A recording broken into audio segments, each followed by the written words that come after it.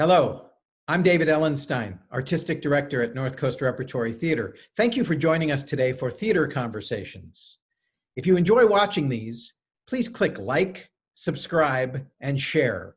It's free to do, and it helps us get more visibility for these videos. Thank you.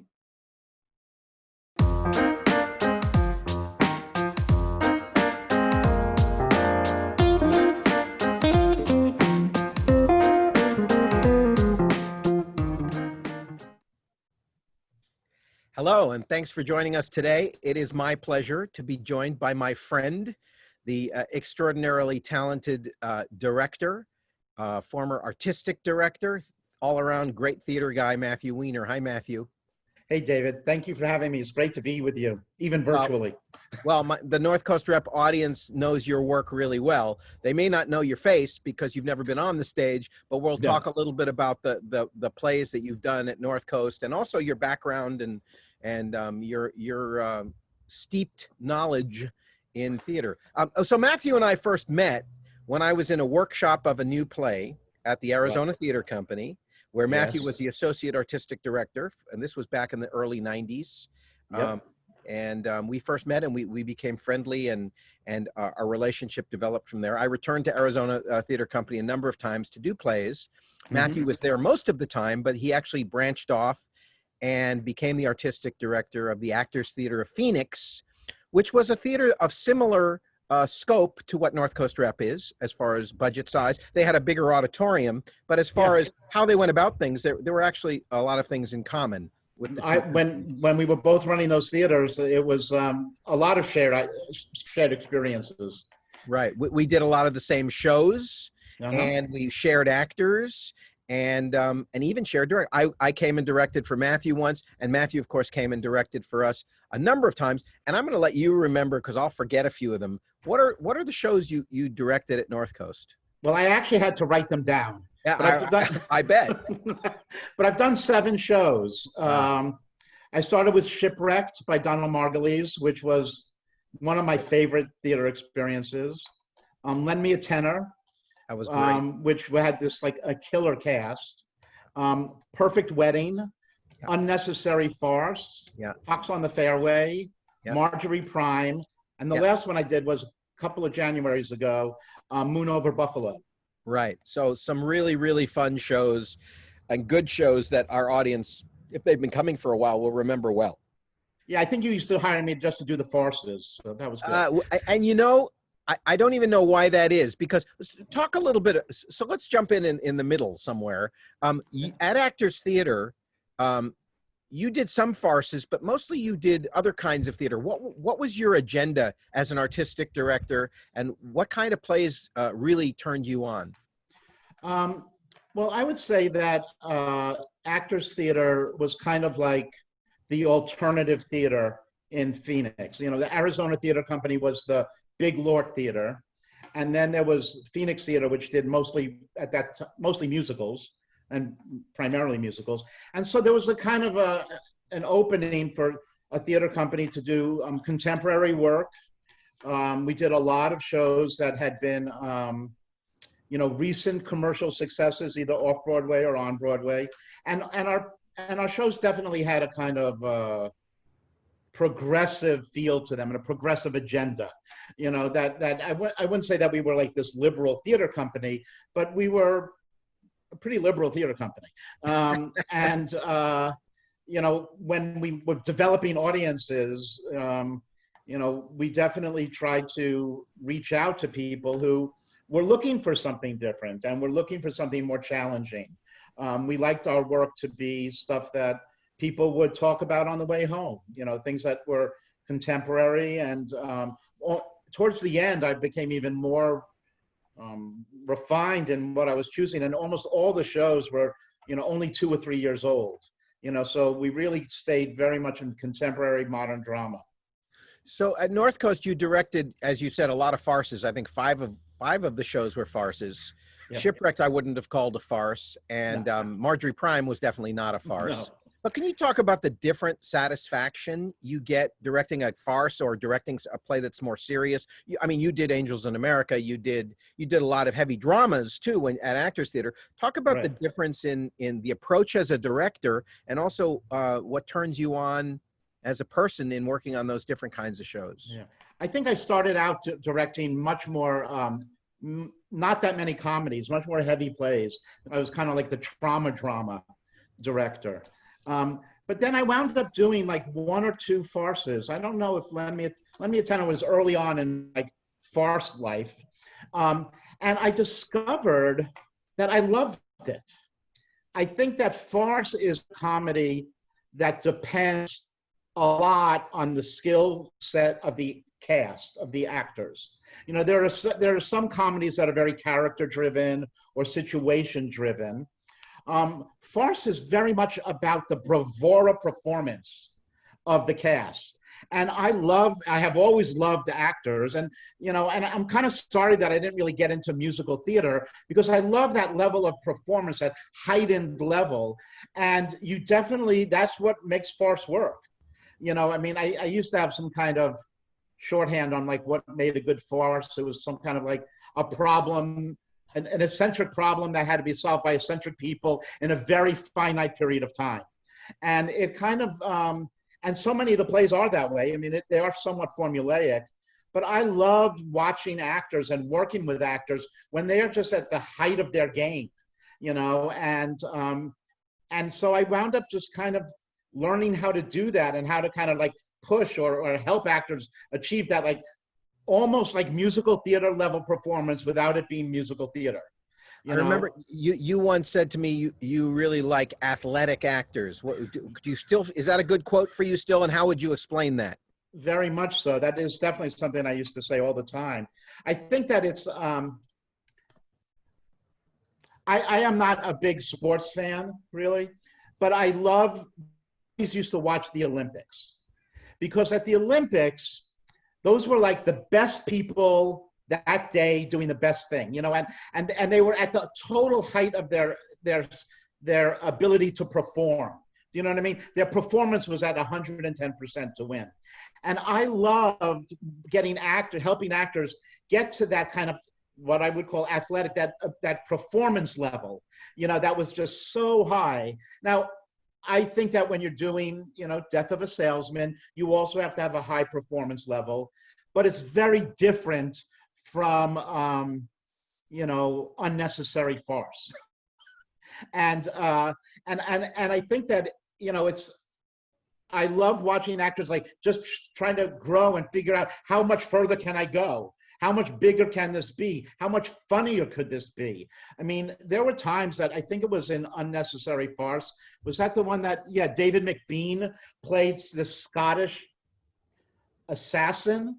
And oh my God, that man is just a remarkable performer and actor. And after a few days of rehearsal, we just started talking, and he goes, I think I could do better with this. And I was like, show me. And eventually everything he did on stage stopped the show. So am I getting this correct? And you think that Willy Loman should be played with a Scottish accent? Yes. Was that the point you were making? That is exactly the idea. The other thing, though, that about doing farces at North Coast Rep was that I felt that I was very fortunate to work with some really fabulous artists and, you know, performers there that I wound up getting to work with again, you know, over and over again. I mean, Chris Williams, I got to do, well, I worked with him here in Arizona, but with him on your stages. Jackie Wilkie and I have done several shows together, and I think that she's a remarkable comedian. And I loved the talent pool that kind of like floated through your seasons, you know. And so I was there for like over 10 years, and being able to kind of go back and visit and revisit and work again and again with some of the same artists, you know, Roxanne Carrasco, you know, I mean, these are just like people who are really at the top of their game, and I had fun working with them, you know, yeah. And they loved working at your company, so it was a good match. It was a good match. So you've been doing this a long time. Am I correct? You went to Yale and graduated. Is that correct? I went to the Yale School of Drama. Yes, Yale graduate School of Drama. Right. And and you've been doing theater in one way or another pretty much your whole life.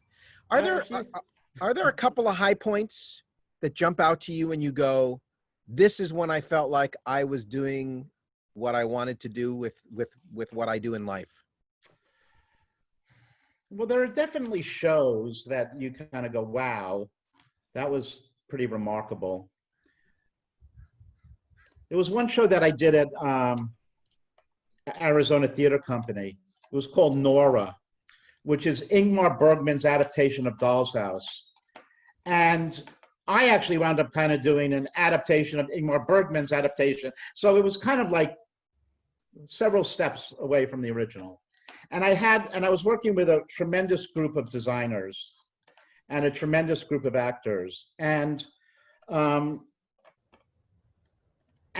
that play, Doll's House, you know, was one of Ibsen's, you know, most famous plays. And when it was originally done, and at the end of the play, Nora leaves and it's the door slam heard round the world. You know, it was kind of like, that was the end of the play, the door slam, and then now that changed the world, right? The concept that we had, or that we wound up with, is not so much the sound of the door slamming, but what we tried to work for on that show is the sound of the door opening that changed the world. And it just completely shifted what the play was about, how it was perceived by the audience. And we happened to have this like amazing stage effect at the end. And one of the things that I remember, like, I don't know if it was previews or opening or early in the run, that we did the show, they did the final moment, it was beautiful, blackout, and total silence. Like, no one was breathing. And I was just like, what is going on here? And then, you know, and we had to set for a moment, you know, the actors to get into the curtain call. Still no noise. The lights come up on stage for the curtain call, and the audience literally jumps up and starts making noise. And that was just one of the moments when I thought, like, okay, this is powerful. Like, what we can do here is so powerful.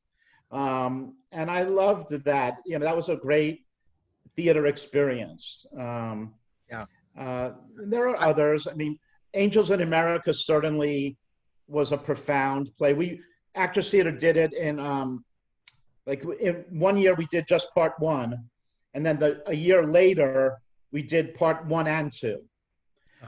So we brought back part 1 and did part 2, so that we could do the full day, the full evening, you know, so that, like, on a Saturday, come see a matinee of 1 and, you know, the evening of 2. And that was very, very rewarding, because I think that over time, we will all realize that Angels in America will be one of the most important plays, American plays of the 20th century. Yeah. Well, you brought up Shipwrecked, which I didn't remember was the first thing you did here. I think it was. I think it might have been. I'd have to go back and look. But I remember that being a really special experience. I remember that being a real theatrical adventure that took the audience in lots of different places and in lots of different ways. Yes. And what was the name of the guy who played the lead? Ron Campbell. Right. And that's, again, I mean, Ron Campbell is talk about someone who was an athletic actor, right. Someone who was like always, I mean, he was a challenge. He was a handful, you know, to work with. Right. But oh my God, on stage, he was always at the top of his game. Right. And he lifted everyone else up. You know, like, we all wanted to be as good as he was. Yeah. And it was very special. And yeah, David McBean was in that. He played a dog, among other things. Yeah. Everybody loved the dog. Everyone loved the dog. And I think one of the things that was great about that play, and Yetide Badaki. She was awesome.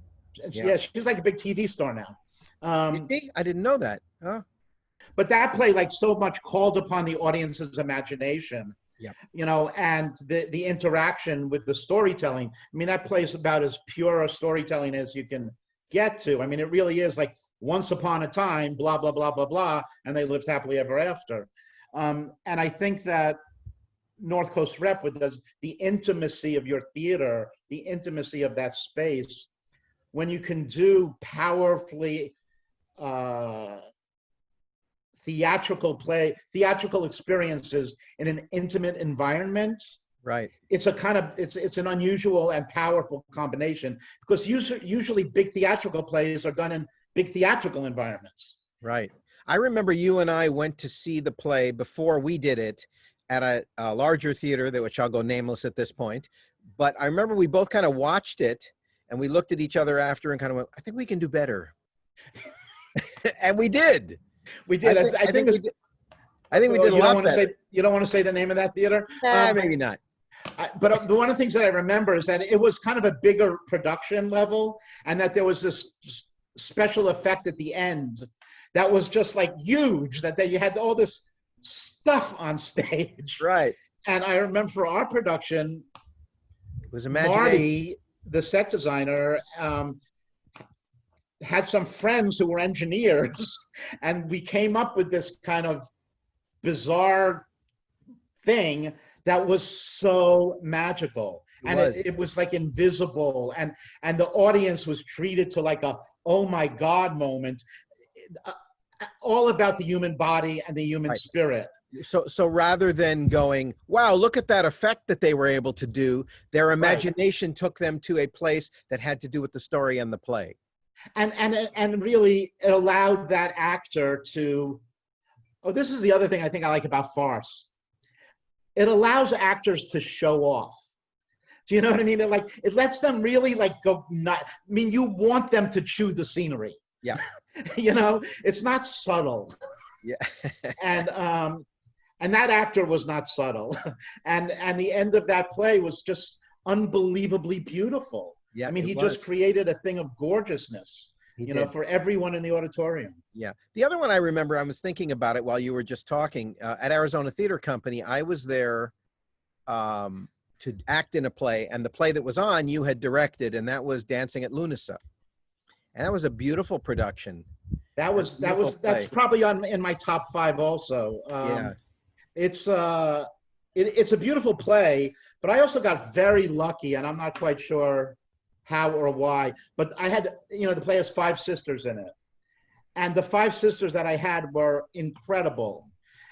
Just amazing actors, and all so different from each other. Right. And then the other thing that made that show amazing is I worked with an incredible choreographer, Jim Cordy, who now runs a big theater in Chicago. And he came in, and that show's about like control and losing control. And he choreographed the dance part of that show, and it was transformative. Yeah, there were moments when the 5 women were dancing, as a family, that it transported the audience. It was incredible. And again, I think all the plays that I've done that I think have been like really great are because I happen to be very blessed with incredible performers in them.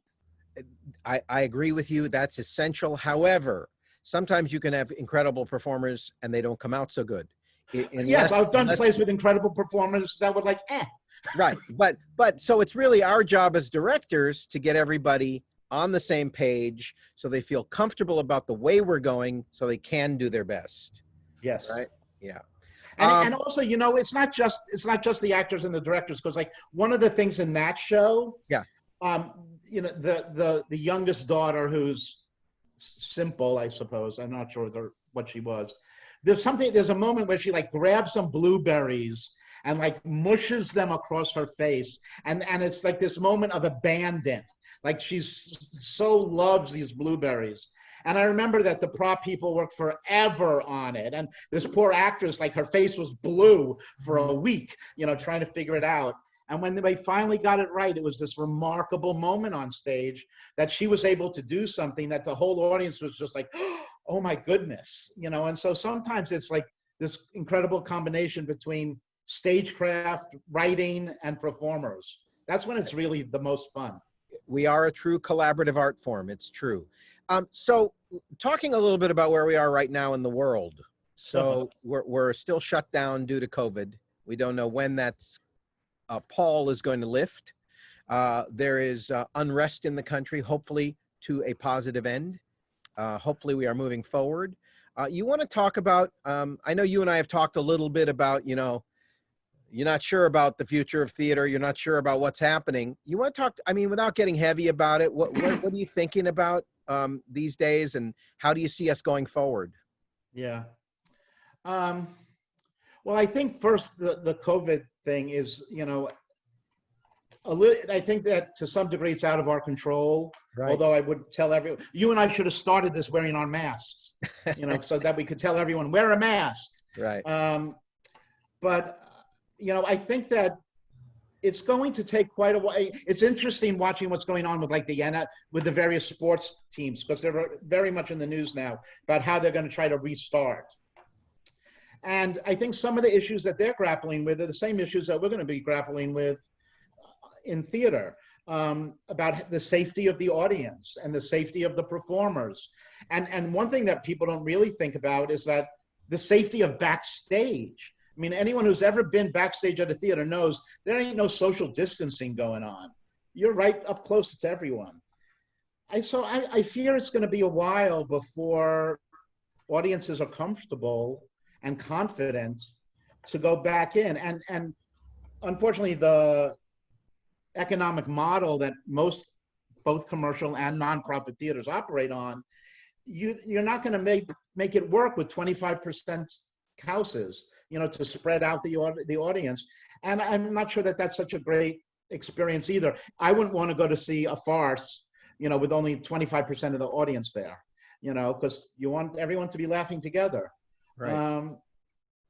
So I think that's a real challenge. Yeah, I just want to jump in there and say, because we are hoping to do that for 2 shows before we can hopefully then build our audience back up. And, you know, you look at the audience surveys that have been done all over the country, and it's across the map. It's about 1/3 of the people that say, I want to go back as soon as I can possibly go back.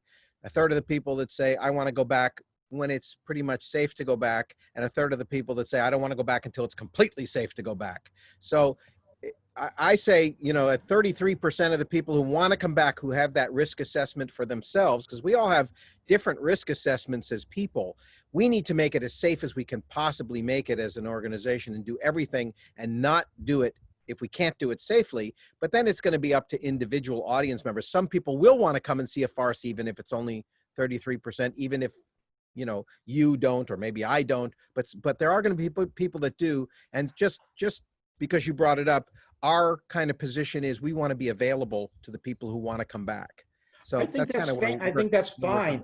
But yeah. I mean, I know your backstage area, yeah, and your dressing room area, right? And you're gonna have to do a lot of adjustments to that world, right? You know, to make it, because it's not just the audience. It has to be safe for the performers. It has to be safe for everyone. Correct. So, you know? So for instance, we're looking to do same time next year to open, and I've cast a husband and wife to play the 2 roles. So that's part of not only are they great actors and they're going to be great in it, but also it removes that issue from the performers. However, that doesn't take into account the dressers, because there's quick changes involved in that show. So we're going to have to be monitoring. We'll have temperature, you know, taking people's temperatures, really watching how we do that until there is actually a vaccine, and then we'll be able to hopefully get back to some kind of normalcy. Yeah. Yeah. Anything else you see beyond COVID? Right. I think that the moment that is, you know, my daughters are very politically involved, and so I feel like I learn from them. And one of the and I recently saw a friend at a rally, you know, with a sign that really struck home to me, and it said, "I thought I was woke, but I was just napping." And it's a very interesting idea, because I think that in this moment of, you know, when the country is reaching for social justice and racial justice, and in the Black Lives Matters movement, I think that there are a lot of people in our industry who kind of think, I'm liberal, I'm woke, and yet I'm not sure that there isn't more work to be done. Actually, I think there's a lot more work to be done. And I don't envy you at the moment, David.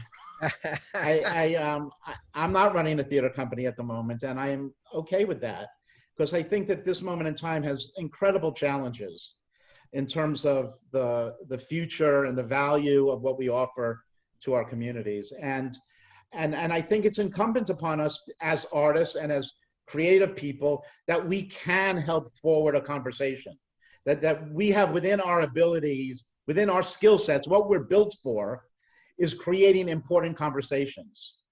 Now, whether or not we're equipped to do it, whether or not we have the right people in the right places to do it, I would say generally no, but we can learn and we can fix that and we can change that. And right. I think that our industry is going to look, because of both the health issues and the social justice issues, I think our industry is going to change for the better. I'm going to say I believe it's going to change for the better. I think with that learning and growing and overcoming challenges always makes us better. So as soon as I don't feel like that, then I'm not going to do this anymore. But I still feel like our best days are ahead, and we adjusting, adapting, learning, growing, becoming better. That's all good goals. And so, well, problem solving is what we're built for. Indeed. Indeed. Hey, Matthew, it's great to talk to you today. I miss seeing you in person. Hopefully Likewise. that will happen soon. Hopefully you'll come back and do a play here again. Hopefully or visit or something. Hopefully we will sit and have a meal together soon. I would enjoy that so much. Me too. Me too. Thank you for doing this today. It's great to see you on my screen at least. Thank you. And I miss love to you and everyone else at North Coast Rep. I miss you guys. Thanks, Matthew.